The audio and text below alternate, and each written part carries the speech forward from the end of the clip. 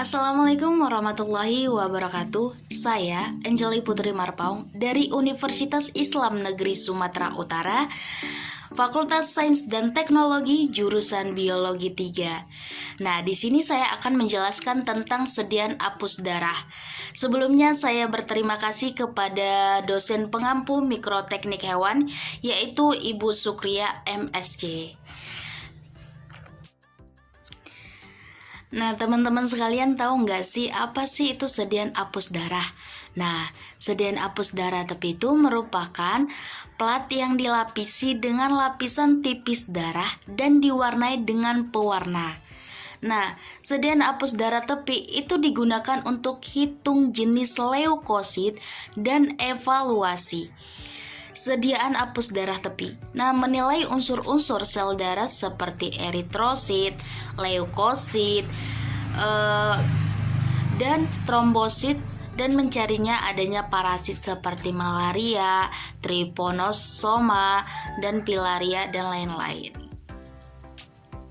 Nah, teman-teman, bahan yang digunakan untuk pembuatan sediaan apus darah tepi yaitu yang pertama metanol absolut dengan kadar air kurang lebih 4%, disimpan dalam botol tertutup rapat mencegah masuknya uap air dan udara.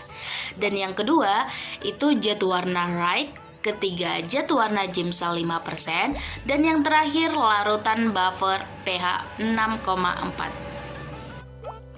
Nah, peralatan yang digunakan itu yaitu yang pertama itu kaca objek berukuran 25 x 75 mm harus bersih dan kering.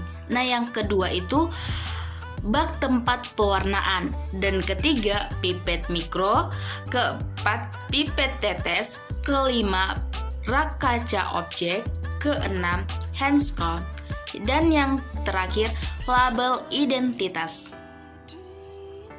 Nah, teman-teman sekalian, teman-teman harus tahu bahan yang terbaik untuk membuatan sediaan apus darah, yaitu bahan yang terbaik adalah darah segar yang berasal dari kapiler atau vena yang dihapuskan pada kaca objek pada keadaan tertentu. Dapat digunakan darah ephthah. Nah, cara membuat sediaan apus yaitu yang pertama,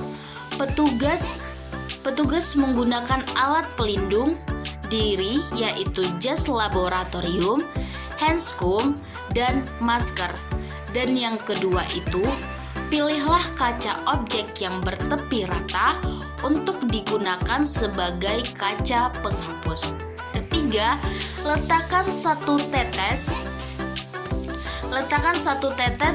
darah pada lebih kurang 2-3 mm dari ujung kaca objek, dan letakkan kaca penghapus dengan sudut 30-45 derajat terhadap kaca objek di depan tetes darah.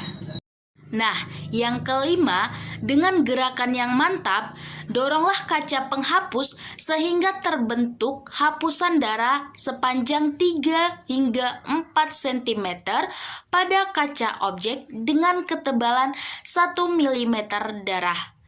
Harus habis sebelum kaca penghapus mencapai ujung lain dari kaca objek hapusan darah. Tidak boleh terlalu tipis atau terlalu tebal.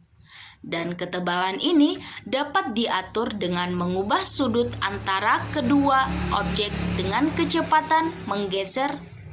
Makin besar sudut atau makin cepat menggeser, makin tipis hapusan darah yang dihasilkan.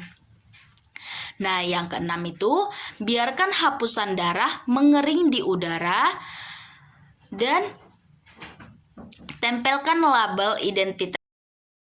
Nah, yang keenam itu, biarkan hapusan darah mengering di udara dan tempelkan label identitas pada bagian belakang hapusan darah. Nah, teman-teman, sediaan yang baik untuk diwarnai yaitu tidak melebar sampai ke tepi, kaca orkes panjangnya setengah sampai 2 atau 3 mempunyai bagian yang cukup tipis untuk diperiksa. Nah, teman-teman sekalian harus tahu ciri sediaan yang baik untuk diwarnai.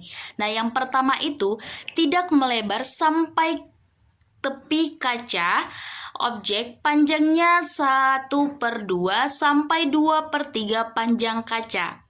Nah, yang kedua itu mempunyai bagian yang cukup tipis untuk diperiksa. Pada bagian itu eritrosit letaknya tidak bertumpuk.